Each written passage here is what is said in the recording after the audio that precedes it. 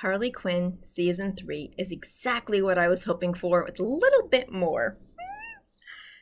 Now, after Season 2 ended, we got a very cute comic, the Eat, Bang, Kill tour, where Harley and Ivy go through a honeymoon, and we get through some of Ivy's issues of why it took her so long to admit her love of Harley and be happy in the relationship.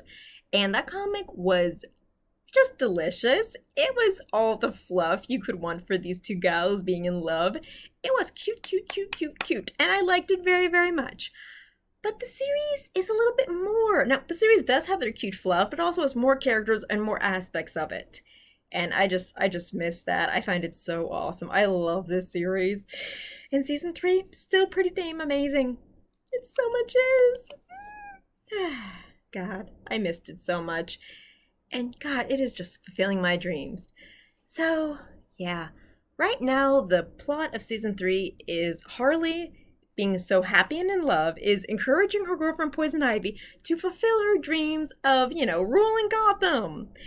And even though Poison Ivy has made it very, very clear that her mission is to, destroy all humanity, tear down the city, and just let plants regrow and take their form to make the earth a cleaner and better place, I think Harley mostly hears, "Oh my god, my girlfriend's gonna make a garden!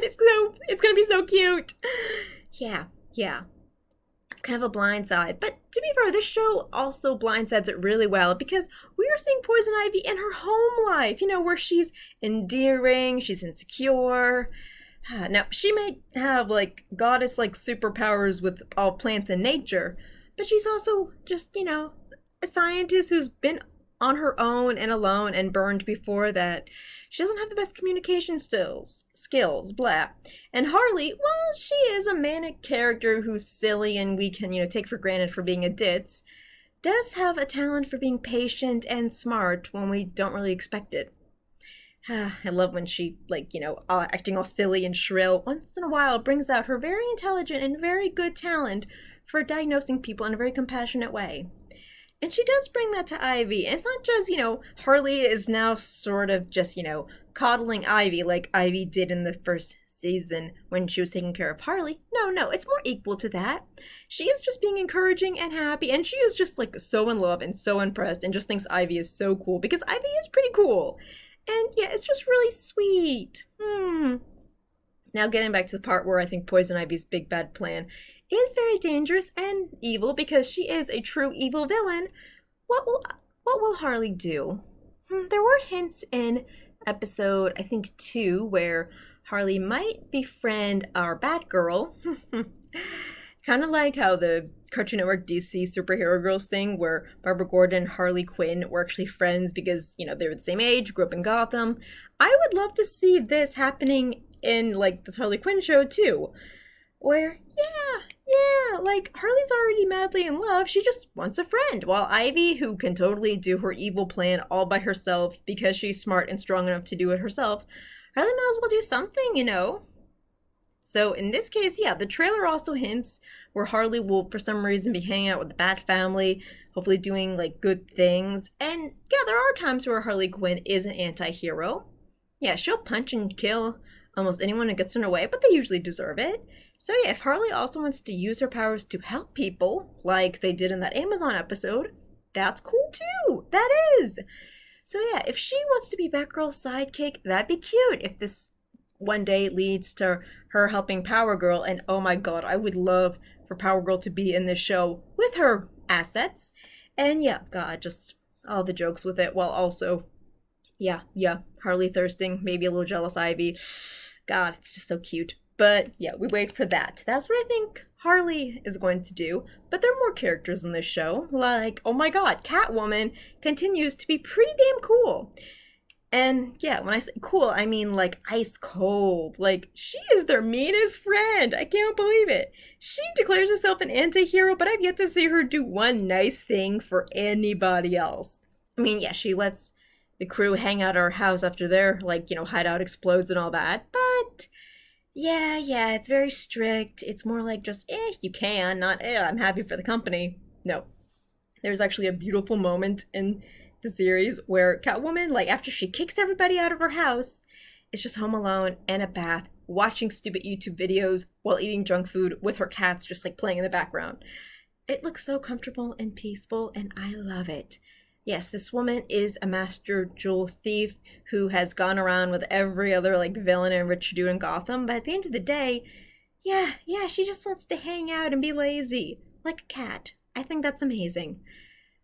So yeah, this Catwoman, she might be cold, but she is interesting. Well, and what does hurt my Batman Catwoman shipping heart is she does not really want a relationship with Batman. I mean, yes, they're dating, they're hanging out, but this Bruce Wayne is sad and lonely and super clingy. And God, the fact that, Clayface is working on a movie about like the death of his parents. Yeah, he's in a bad headspace right now. And it's coming off as really a needy little boy, and it's not cute. And I don't blame Catwoman. It's sad. But I also love how, like, in the 2020s, we're going to take Bat down, like the greatest superhero of all time. And we're going to expose him as the creepy, lonely weirdo that he really is. I know when, like, for years, like Dark Knight, Justice League cartoon, Batman was kind of like just the aloof, cool dude of his gang. Like, he was wearing all black and being all dark and, like, aloof. And even though he doesn't have any superpowers, he's super smart. Like, and his gang of friends who are, like, all superpowered heroes, he's the normie who can still keep up with them, if not do better. Let's reveal that he is also a man with issues. We have that in the Robert Pattinson version, and we have that here. Very different, but also very much the same, where Batman's kind of creepy, okay? And I like that. We have the happy billionaire playboy thing with Tony Stark in the Marvel movies. Let's make Batman different. And in this Batman, he's sad. He is. His sadness has very understandably rubbed off on this version, Nightwing. Yeah, it makes total sense. This kid is a mess of anxieties while also still being hot and talented. Yeah, he does not play well with others. God. Yeah, so it totally makes sense. And then you got Damien in the background, just on his Xbox, total millennial. But can you blame him? He has parents' issues from both sides. Ugh. Though, talking about that, I would love a spin-off show of Damien and his friend Superboy, like, doing their own adventures. I find that amazing. I know the show is made for adults, but kind of like how Stranger Things is, they're kids, but they're having, like, crazy adventures where they're cursing a lot and having real life danger. I would like that. A Stranger Things kind of, like real world serious, or not real world, but like very serious, scary takedown, but with super kids. Like, we already have a Teen Titan show, even though I would love a Teen Titan spin-off series. Okay, new characters, these new kids of this new generation. Yay! I would think that's cute. And if you want to show up old characters for random reasons, I would love that too. You have no idea how much I want to see Raven, Starfire, and Beast Boy in this new show. How their characters are introduced. I would love that. But we wait. Instead, there is a spinoff of Kite Man. I don't get it. I do not get why. Why? Kite Man's nice. That is his strongest thing. He is a genuinely nice guy who is nice to other people. And that's about it. God. I don't get why that deserves a show. Though I am happy that he has found new love, but his new love is interesting. She's the Golden Glider. I've never heard of this character before, which is cool, like fresh, clean start and all that. But after seeing her in that episode, I googled her, and apparently she's a villain of The Flash. And it is neat that The Flash has this chick who is apparently some kind of like, rogue agent from the government who got magic ice skates. Sure, why not? Yeah, instead of just, Flash's bad guy being a dude in reverse colors. Yeah, I don't know what this Golden Glider is like, real aspect of this, but in this show right now, she's just portrayed as a very endearing, sweet girl that, who makes Kite Man happy and who is a little extra powerful that can protect Kite Man from his own silly aspects.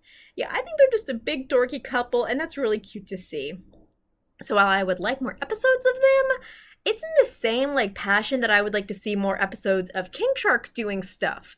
Right now, Clayface is getting an arc, so good for him. But yeah.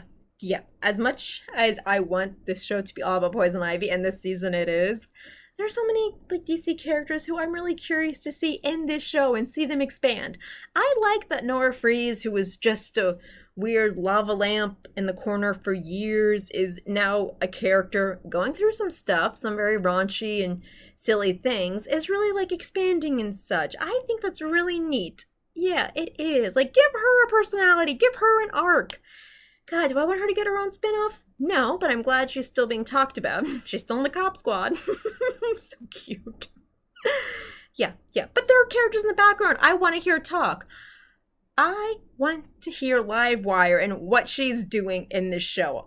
I want to hear Zatanna talk. Okay, she's been in so many seasons and we don't see what she's doing.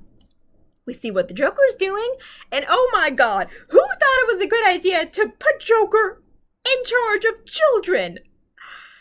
If you forgot, Joker fell in love with a nurse in season 2 when he forgot he was Joker and he was just this nice, normal bartender. And even after he returns as Joker, apparently he and the nurse are so in love they're gonna make it work. That's not funny to me. I don't find that sweet. We're talking about one of the most evil characters, not in comic book history, but in like fantasy and characters of all time. I mean, one of the most like reused things of the Joker of all time was when he was in a nurse's costume and then he very comically blows up an entire hospital. I was gonna say church, he probably does, but he blows up a huge ass hospital for no reason except because he could. And while the scene is cinematically hilarious and very in character, it's sick! And this Joker absolutely would do that. In fact, every time he's on screen, it's where he does something mean to Harley. God, and not even like actively still picking on her now, but revealing how mean he's been their entire, like, knowing each other. Which is so sad. It's funny, kind of, but also, no, keep the children away! In the trailer, it implies that the Joker will, run for government. And yeah, no, that part makes sense. That is totally done. Right now, our depressed but bumbly and somewhat endearing Jim Gordon is running for mayor. So yeah, the Joker makes total sense. People will love to vote for him. If not the entire villain community, everyone who's scared of him, and then just crazy psychos who think he would make a good leader. They exist. Oh my god. So yeah, the Joker, you still continue to be the worst, while also still being charming. God, you're good. Harley and Ivy, you two are so damn cute together, okay? Well, I personally would love a real poison ivy in the world, to kind of ease up humans' incredible indifference to how they're destroying the environment and the world and just, being terrible and all. I would rather large groups of, communities be replaced with a forest and such. I would enjoy that myself, but it cannot be done because people still matter. Yeah, maybe I'm crazy. Take that in. I do like comic books a lot. And yeah, whatever happens at the end, I love knowing that no matter what they go through, Harley and Ivy trust each other, know each other, and love each other so much that even at the worst, I think they'll be there for each other. And that sort of unconditional sweetness that has been proven strong and true for the last 3 seasons is just so nice. I love that a lot. It's really, really, really sweet. And no matter how the season goes, and we're in 5 episodes right now, no matter how it goes, I have a lot of love, and I just really love this show. God, so many good jokes. God, so much good character development. I cannot wait for more.